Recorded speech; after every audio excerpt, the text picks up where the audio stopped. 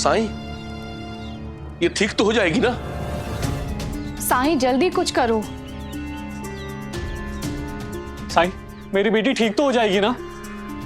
साईं कुछ तो बोलिए। साईं जवाब दीजिए साईं। रुकिए साईं,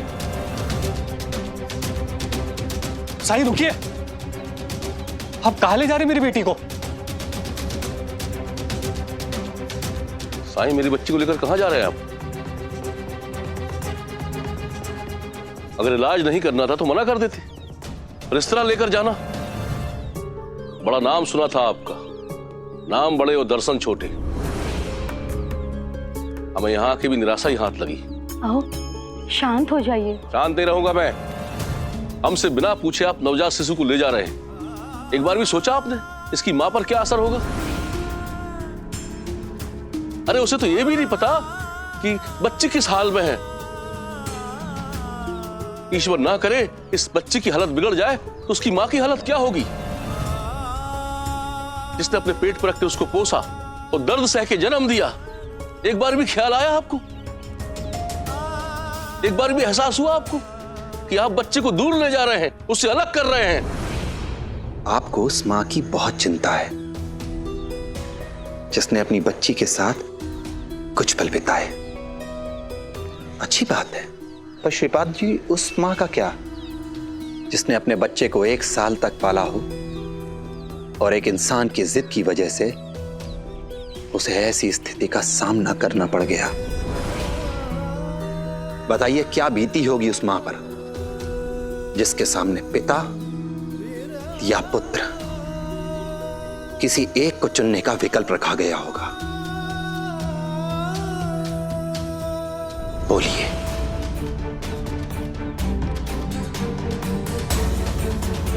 कुछ याद आया श्रीपाद जी? ये सब आप कैसे जानते हैं? ये सब मैंने उस बेटी की आंखों में देखा है। वो दिन, वो घटना, वो आज भी भूल नहीं पाई है।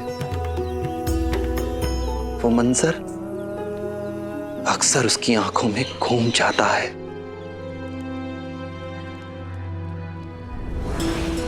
बेटा मैंने तुम्हें जो सिखाया है उसे हमेशा याद रखना। जी। रुपए पैसों के मामलों में हमेशा सतर्क और सावधानी रखनी चाहिए, और प्रतिदिन बही खातों की जांच करनी चाहिए और नवीनता बनाए रखना चाहिए, और हिसाब किताब करते समय 2 बार गणना करनी चाहिए। जी गुरुजी। कितनी बार कहा है मुझे गुरुजी मत कहा करो, बाबा कहा करो। बेटा अब मैं तुम्हारा ससुर हूं। वो तो है, लेकिन सत्य तो ये है गुरुजी कि प्रबंधन, खाता बही, प्रशासन सब कुछ तो आपसे सिखा है मैंने। इसलिए आप मेरे लिए सदैव गुरुजी ही रहेंगे।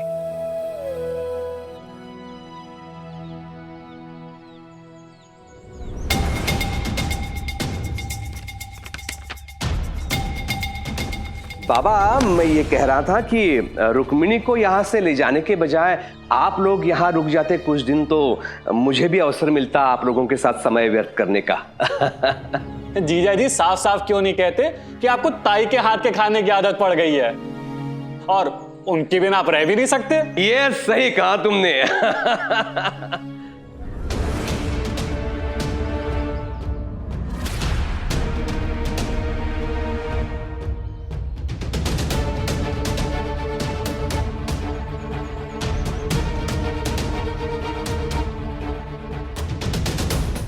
बाबा आप यहाँ भी काम लेके बैठ गए, आप आराम कीजिए ना थोड़ी देर। आपकी बेटी रुष्ट हो जाएगी और बाद में ताना मारेगी कि पिताजी आए, आपने आतिथ्य करने के बजाय उन्हें काम पे लगवा दिया। बेटा खाता बही के प्रविष्ट में शायद कुछ गलती हो गई है। अंग्रेज सरकार 3% की दर से कर वसूलती है, पर तुमने तो 5% की दर से कर वसूला है। ऐसा हुआ है? हाँ संभवतः चूक हुई होगी। ये सब छोड़िए ना, मैं बाद में संशोधित करता हूं। चलिए कुछ बातें करते हैं। बाद में क्यों? मैंने तुम्हें सिखाया है ना, खाता बही की गणना 2 बार करनी चाहिए। गलती इंसान से ही होती है, लेकिन समय पर सुधार ली जाए वही समझदारी है। मैं अभी जांच करके सब ठीक कर देता हूं।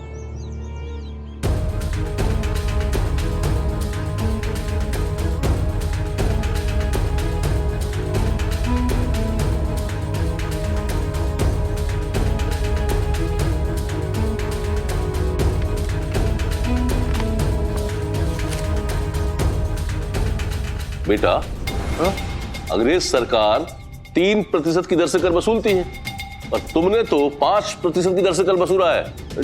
अभी तो मैंने कहा ना बाबा, संभवतः कुछ चूक हुई होगी। गलती एक बार होती तो मैं समझता, पर इसमें तो सबसे 5% की दर से कर वसूला गया है। ये सब क्या है? 2% अतिरिक्त कर मैंने अपनी ओर से लगाया है। अपनी ओर से? बाबा, गांव का प्रबंधन करना परिश्रम से भरा, थका देने वाला निरस कार्य होता है। अगर परिश्रम का फल ना मिले तो परिश्रम करने से क्या लाभ? कुलकर्णी, मुझे अपने शिष्य से ये उम्मीद नहीं थी।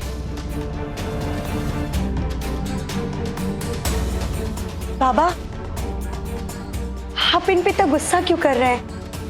ऐसा क्या किया इन्होंने?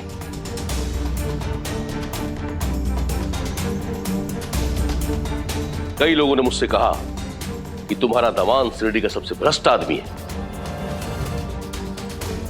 पर मैंने इस बात पर कभी ध्यान नहीं दिया, क्योंकि मेरा यह मानना था कि मेरे दामाद होने से पहले वो मेरा शिष्य है, वो ऐसा कभी नहीं कर सकता। आज मालूम हुआ कि वो सब सही थे और तुम्हारा पति गलत, ये भ्रष्ट है। भोले भाले ग्रामीणों से अतिरिक्त कर लेकर ये अपनी तिजोरी भर रहा है।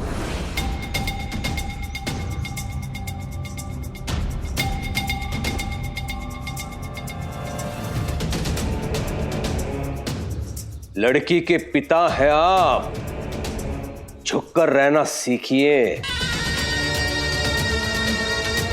मेरी बदकिस्मती थी कि तुम जैसे भ्रष्ट को अपनी बेटी दी।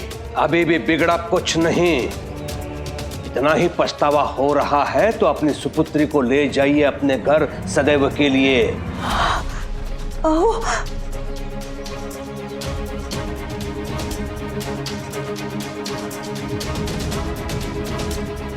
चलो बेटी, जो व्यक्ति अपने स्वार्थ के लिए शिरडी की जनता को धोखा दे सकता है, वो कल को तुम्हें भी धोखा दे सकता है। वापस चलो मेरे साथ। रुक्मिणी, तुम्हें यहां से जाना है या नहीं, ये तुम्हारा निर्णय है।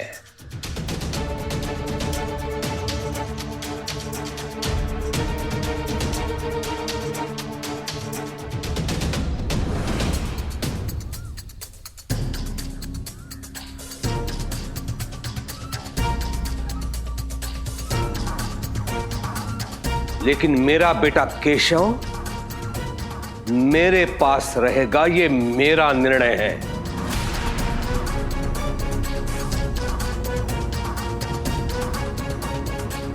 तुम चिंता मत करो बेटी, तुम्हारा बेटा तुम्हारे बगैर रह नहीं पाएगा। ये खुद उसे लेकर आएगा, तो अगर नहीं लाया तो मैं कानूनी तौर पर तुम्हें दिलवा दूंगा। चलो मेरे साथ।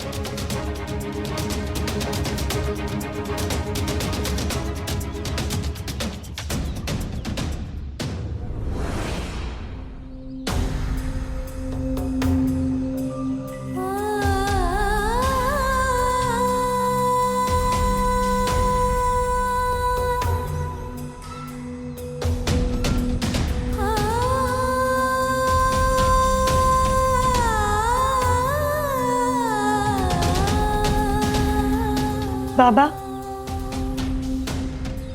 मैं अपने बच्चे को छोड़कर नहीं जा सकती।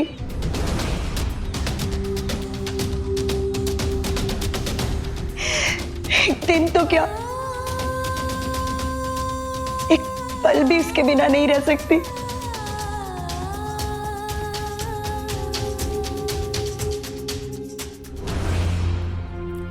मुझे माफ कर दीजिए बाबा, आपके साथ नहीं चल पाऊंगी।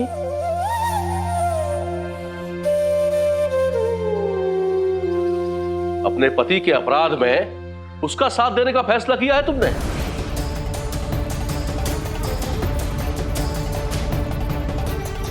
ठीक है, अगर तुमने निर्णय ले लिया है तो इसके साथ ही रहो।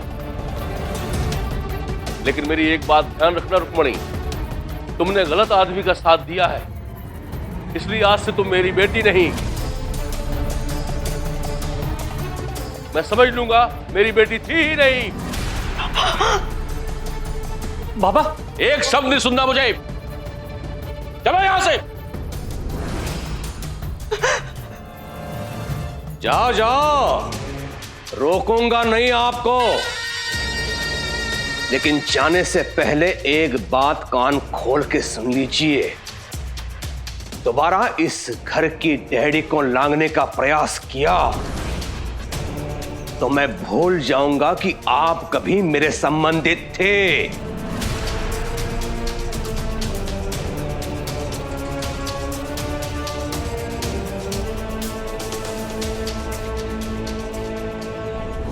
धिक्कार है तुम पर, तुम्हारी ड्योढ़ी पर तो क्या, मैं कभी शिरडी की जमीन पर पैर नहीं रखूंगा। ये श्रीपाद जोशी का वादा है, ये श्रीपाद जोशी का वादा है। चलो।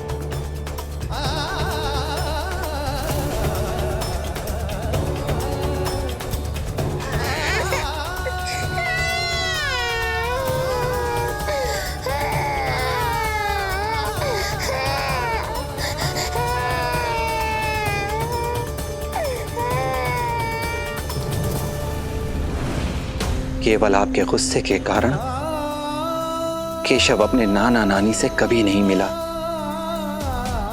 सच तो यह है कि उसे पता ही नहीं कि उसके नाना नानी है भी या नहीं।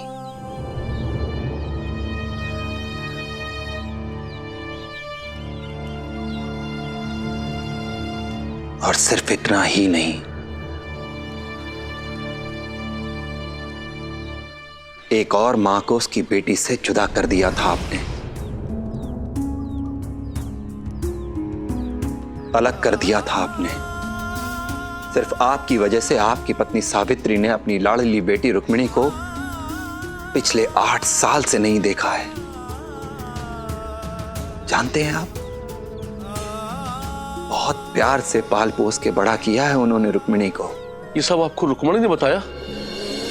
साई को कुछ भी बताने की जरूरत नहीं होती। साईं, मुझे माफ कर दीजिए, मुझसे बहुत बड़ी गलती हो गई। मैं अपने आदर्शों में इतना कठोर, इतना जिद्दी और विवेकहीन हो गया कि अपने बेटी की दृष्टिकोण को समझ ही नहीं पाया। मैं वो 8 साल वापस तो नहीं ला सकता साईं, लेकिन आपसे वादा करता हूं कि जिस तरह रुक्मणी को पाल के बड़ा किया था, उसी तरह इस बच्ची को पाल पोस कर बड़ा करूंगा। बस आप इसे ठीक कर दीजिए साईं, इसे ठीक कर दीजिए। माफ कीजिएगा श्रीपाद जी, पर मैं इस बच्ची की चेतना लौटाने में असमर्थ हूं।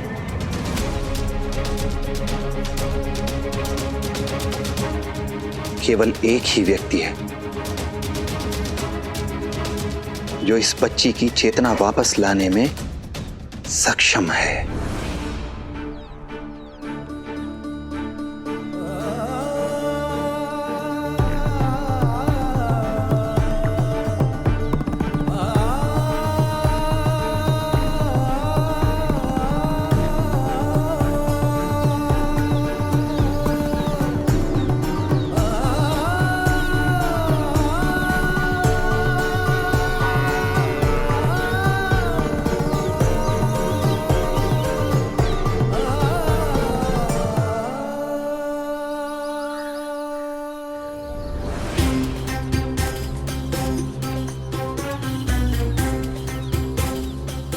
सुनो, ये हरिभाव का कुर्ता है, इसे पहनना है तुम्हें।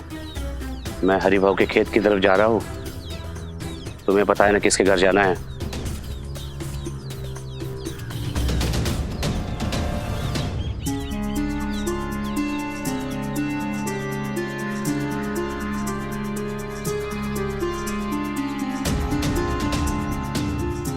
साई,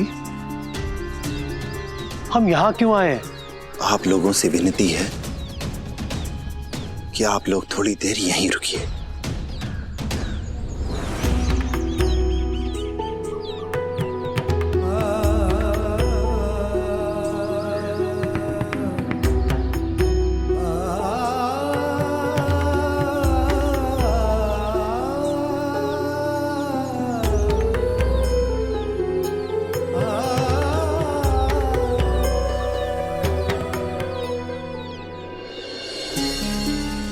मैंने तुम पर भरोसा किया और तुमने बदले में क्या किया?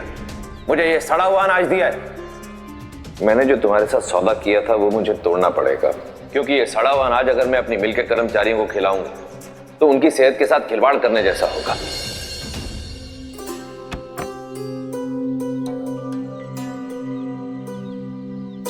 अरे ऐसे गुमसुम क्यों बैठे हैं आप?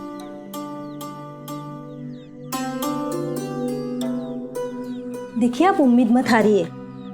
असलम की शादी को अभी काफी वक्त है, तब तक कुछ न कुछ इंतजाम तो हो ही जाएगा ना। और आप ये क्यों भूल रहे हैं कि प्रतियोगिता अभी खत्म नहीं हुई है।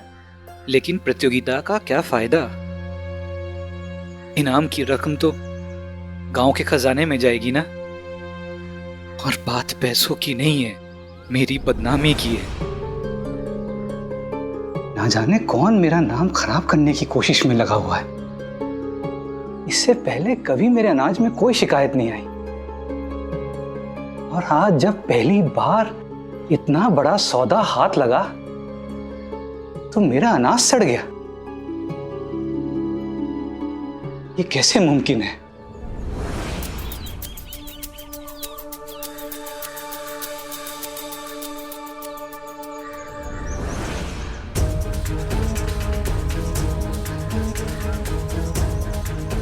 कहीं किसी ने जानबूझकर मेरे अनाज में कुछ मिला दिया हो। आपको याद है, साई ने हमें सावधान रहने की हिदायत दी थी।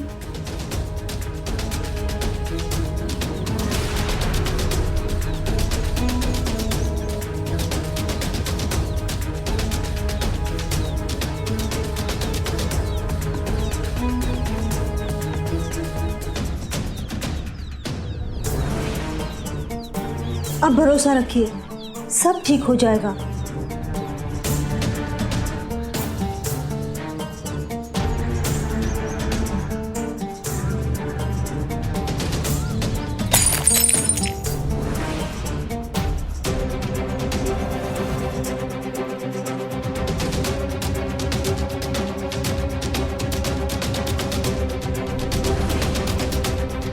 हरिभाऊ? क्या? हाँ, वो हरिभाऊ था, लेकिन वो अंदर क्यों नहीं आया? कोई और होगा, आपको गलतफहमी हुई होगी। अरे नहीं बेगम, उसने वही कुर्ता पहन रखा है जो पिछली दिवाली में मैंने उसे तोहफे में दिया था। जब वो यहाँ तक आया तो बगैर मिले क्यों चला गया? आखिर वो यहाँ क्यों आया था?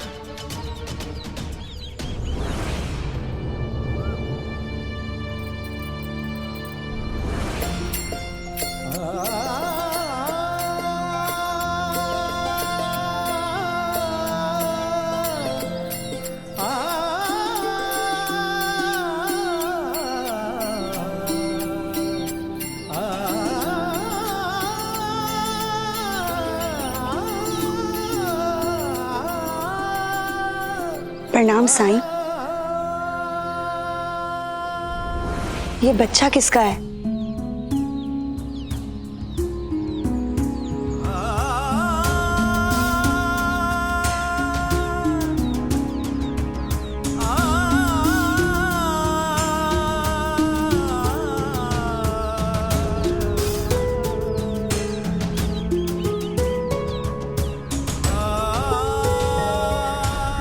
साईं, ये बच्चा कौन है?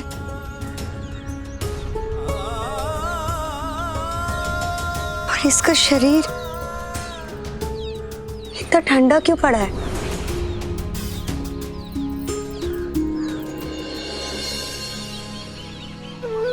कौन हो तुम? तुम्हें देखकर मुझ में इतना अपनापन क्यों मर रहा है?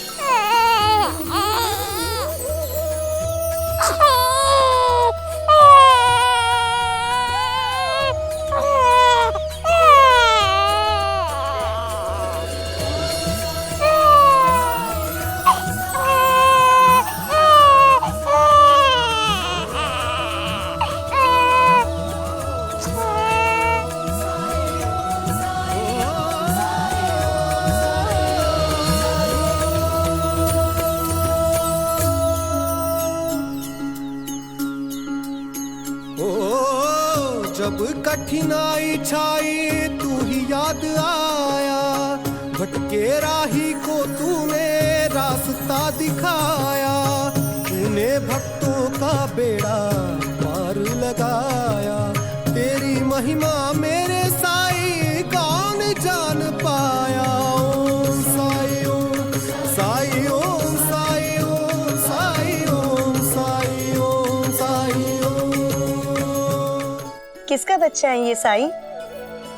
मेरा।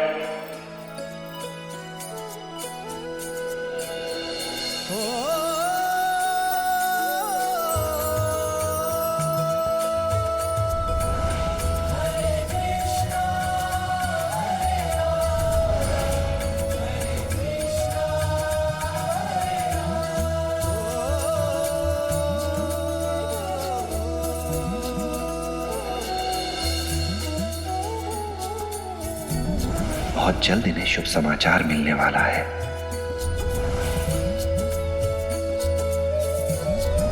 उसके बाद इनकी दुनिया खुशियों से भर जाएगी।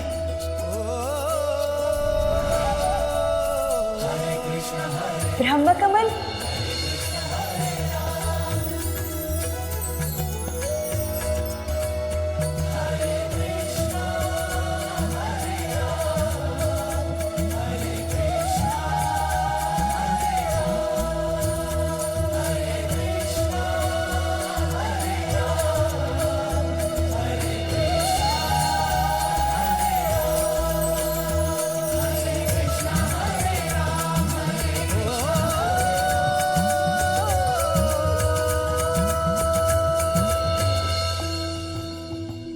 ये मेरी बेटी है ताई।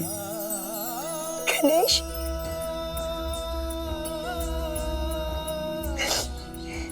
तुम पिता बन गए।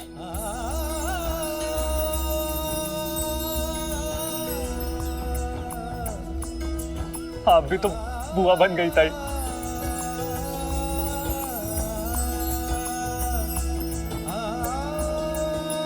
तभी इसे लेते ही ऐसा लगा जैसे मेरा इससे कोई नाता है।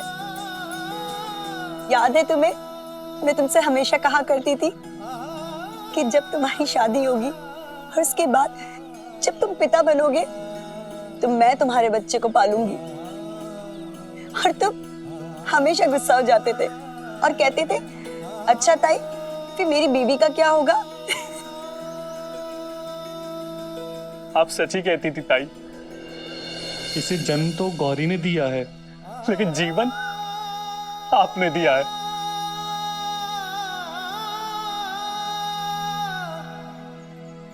हाय बाबा कैसे? कहाँ है वो?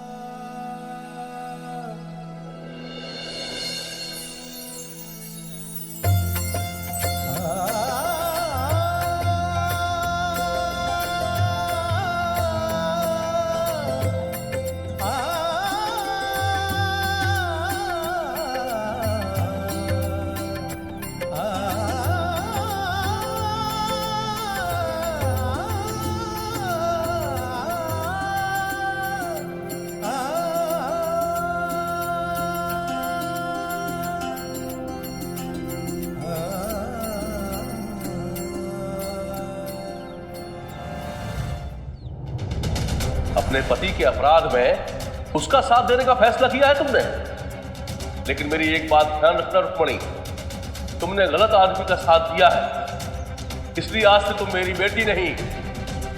मैं समझ लूंगा मेरी बेटी थी ही नहीं। पता नहीं बाबा अब भी मुझसे गुस्सा है या माफ कर दिया है उन्होंने मुझे। जो भी हो, मैं जरूर मिलूंगी उनसे। आखिर वो मेरे पिता हैं।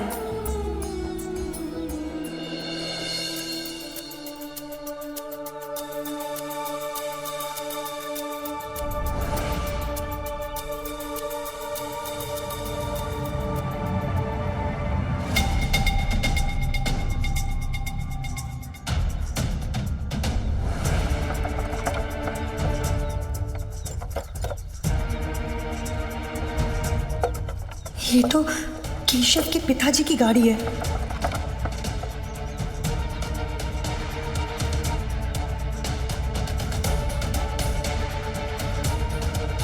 क्या हुआ, गाड़ी क्यों रोक दी?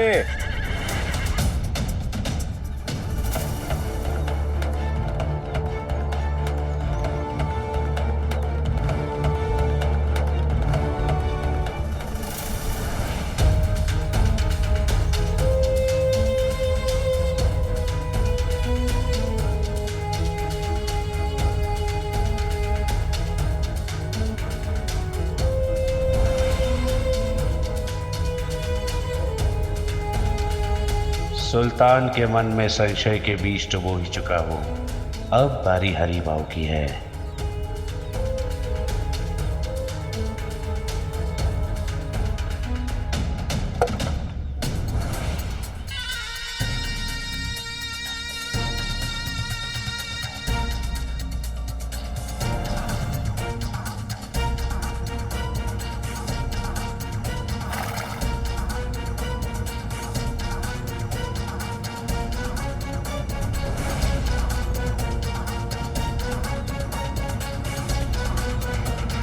धिक्कार है तुम पर।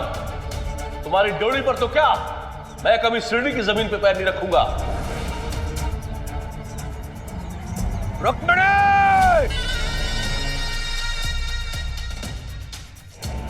हरिओम।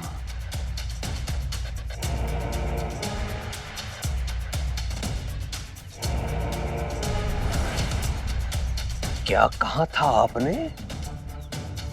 इस घर की टहडी क्या इस शिरडी में अपना पैर नहीं रखूंगा, ये वादा है श्रीपाद जोशी का। यही कहा था ना? बात अकड़ के चले गए थे। अब क्या हुआ? कैसे दुस्साहस किया मेरी शिरडी में पैर रखने को? मुझे चोर कहा था आपने? कुलकर्णी सरकार को। घर के स्वामी की अनुपस्थिति में उसके पीठ पीछे घर में प्रवेश करने वाले चोर होते हैं। अब आप बताइए चोर कौन है? मैं या आप?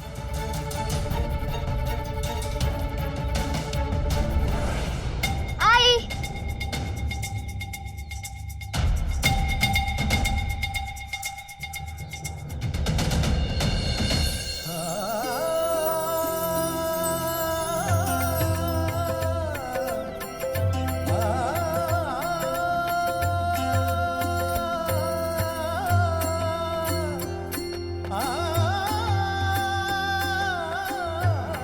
रुक जाइए।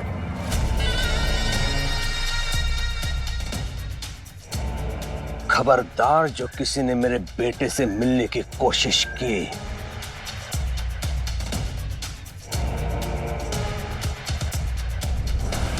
ये सब लोग कौन है और बाबा इनके साथ इतना बुरा व्यवहार क्यों कर रहे हैं?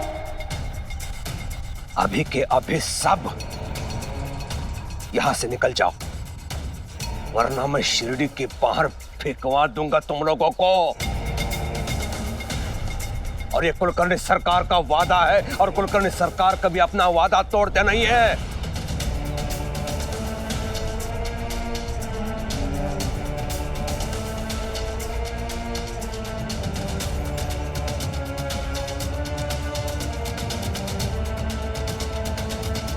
चलो निकलो यहां से।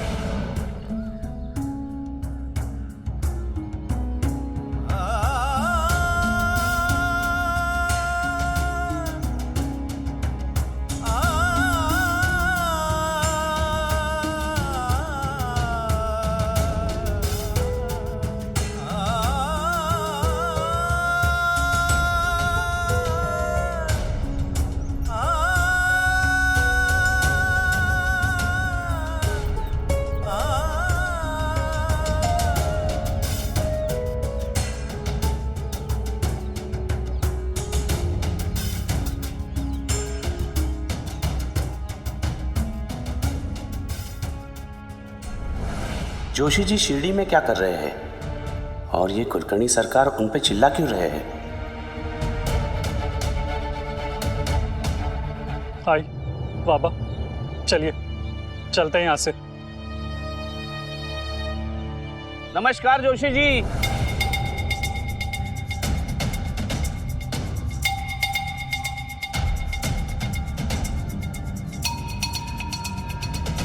आप लोग शिरडी में है, हमें पता ही नहीं।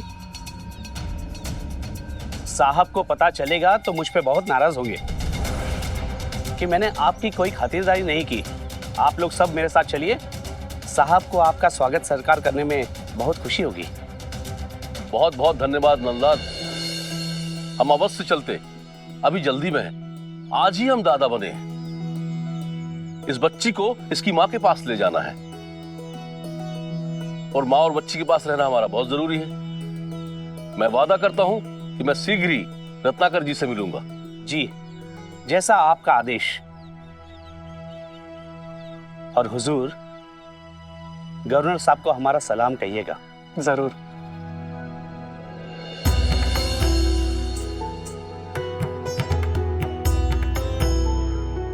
साईं, आपने कहा था शुभ समाचार मिलेगा, मिला, लेकिन आधा अधूरा। आप मुझे यहाँ तक लेकर आने के बाद बीच मझधार पर क्यों छोड़कर चले गए साईं? अगर मुझे मेरे आई बाबा भाई से आपने मिलवाया है तो अब उनसे मुझे दूर मत कीजिए। मदद कीजिए साईं, मदद कीजिए।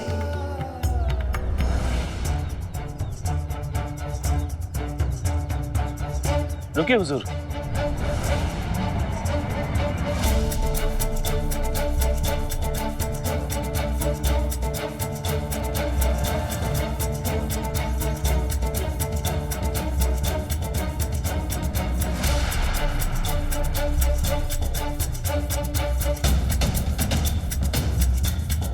ये आपका पहचान चिन्ह।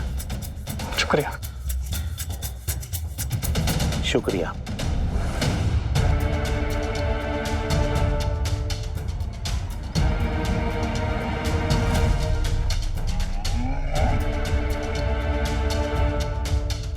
हरिओम। ये विशेष चिन्ह तो अंग्रेज सरकार के विशेष अधिकारियों के पास होता है। इसका अर्थ यह है कि गणेश गवर्नर साहब के लिए काम करता है।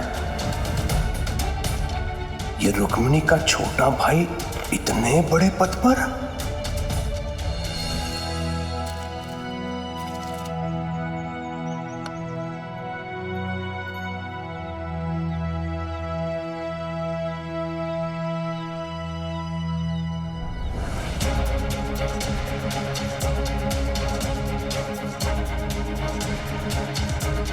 असलम के अब्बू।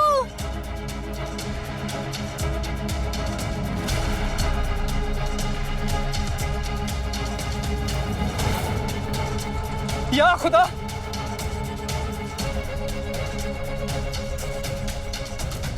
ये सारे बीज कैसे सड़ गए?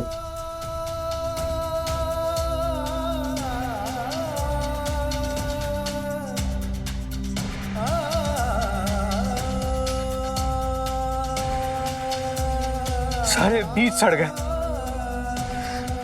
आज मैं इन्हें बोने वाला था, अब बेगम मैं क्या बोऊंगा? लेकिन ये सब कैसे हो गया?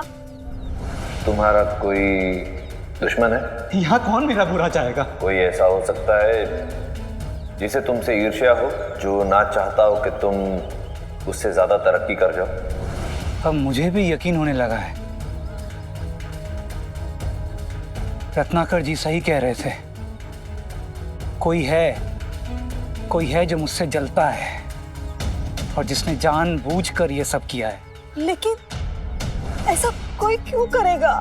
शायद उसका इरादा ये था कि रत्नाकर जी के साथ जो मेरा सौदा हुआ वो टूट जाए। इस मकसद में वो कामयाब भी रहा। अब और क्या चाहता है वो मुझसे? देखो, बीज भी सड़ गया। अब बेगम, मैं असलम का निकाह कैसे करूंगा? लेकिन ऐसी साजिश कौन कर सकता है? वही तो सोचने वाली बात है। कल शाम तक सब कुछ ठीक था और अचानक ये। इसका मतलब कल शाम को कोई आया था यहाँ।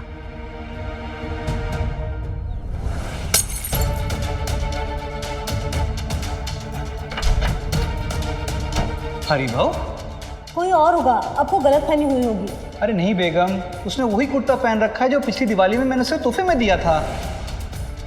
नहीं नहीं, हरिभाऊ क्यों करेगा ऐसा मेरे साथ? वो मेरा सबसे अच्छा दोस्त है, मेरे परिवार की तरह है वो। हो सकता है किसी काम के लिए आया होगा वो। असलम के अब्बू, ये देखिए, बैलों के खुरों में हल्दी कुमकुम लगे हैं।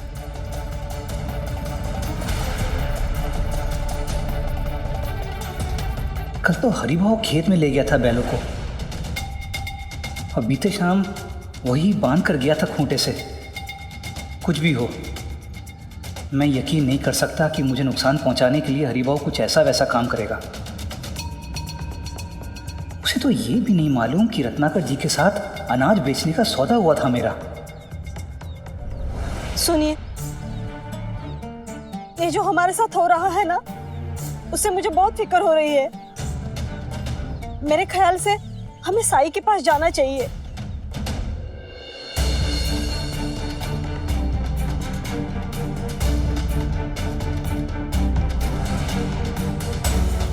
कहीं ऐसा तो नहीं कि जब मैं साई से सौदे के बारे में कह रहा था तो उस वक्त हरिभाऊ ने सुन लिया हो?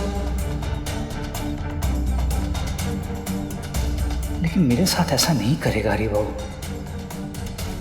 मगर कल शाम मैंने उसी को जाते हुए देखा था, और वो वही कुर्ता पहने हुआ था जो मैंने दिवाली पर उसे दिया था।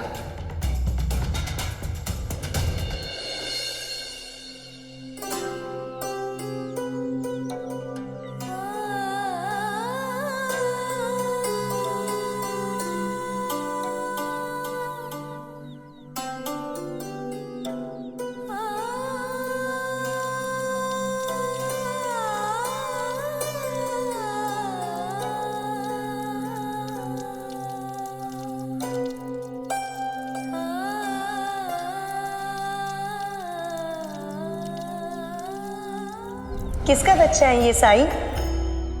मेरा।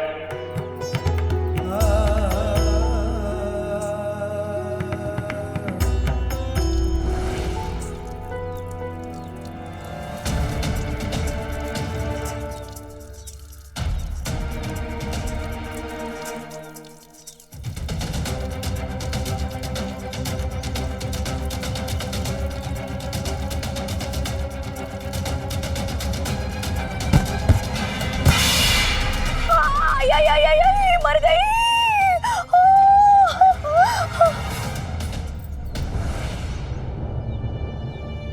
चियोताई, चियोताई, कैसे गिरी आप? आपको चोट तो नहीं लगी? दूर रहो। एक तो जानबूझकर पानी गिरा है मुझे गिराने के लिए, और ऊपर से पूछ रहे हो चोट तो नहीं आई? नहीं, गलती से गिरा होगा। मैं जानबूझकर ऐसा क्यों करूंगी चियोताई? हाँ, जानबूझ के नहीं गिराया। ध्यान तो है नहीं तुम्हारा। अगर होता तो समझ में आता कि क्या कर रही हो तुम।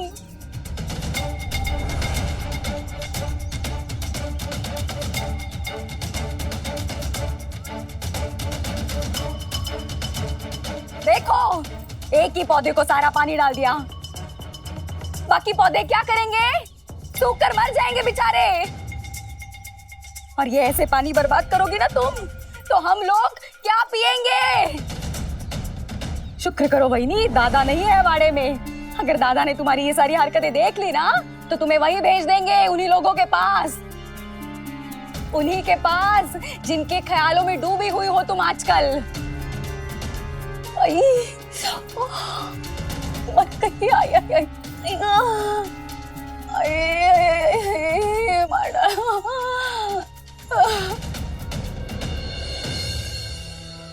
साईं, मैं इतने सालों के बाद अपने परिवार को देख तो पाई, लेकिन क्या मैं उनसे मिल पाऊंगी?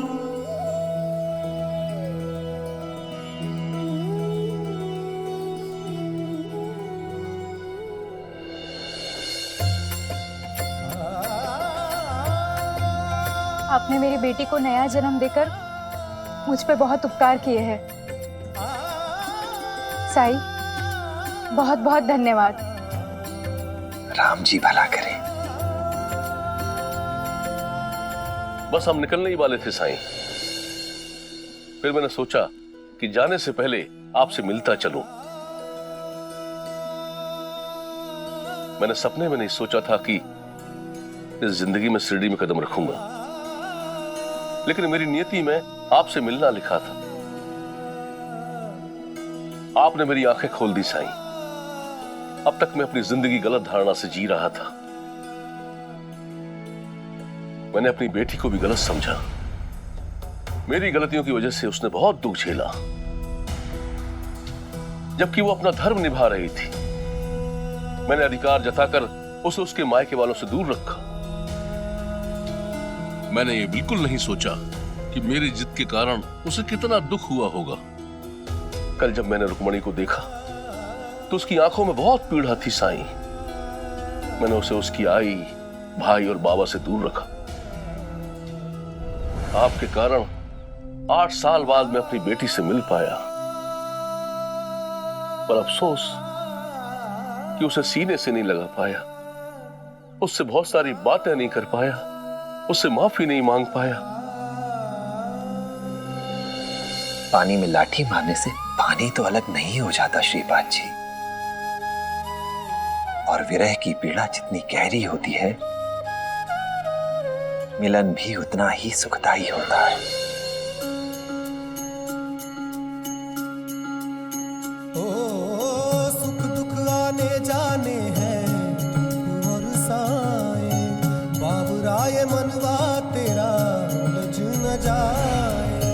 मन में आशा के दीपक बुझने ना पाए, सुबह फिर से आएगी रात समझाए।